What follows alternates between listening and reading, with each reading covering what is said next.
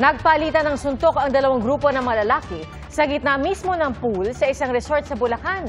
At sa Cebu naman, mga dalagita ang nagrambol sa tabing dagat. Saksi, si Oscar Oida. Kaliwat ka ng suntok ang pinakawalan sa isa't isa ng grupong ito habang nasa pool.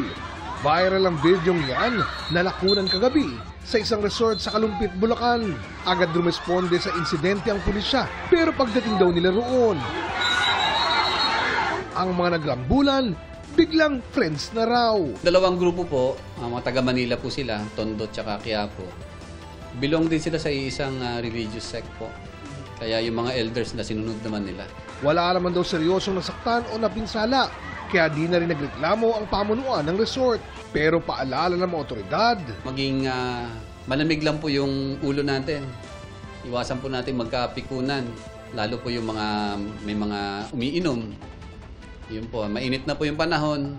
So pupunta tayo ng resort para magpalamig. Huwag po yung painitin po yung ulo. Respetuhan po.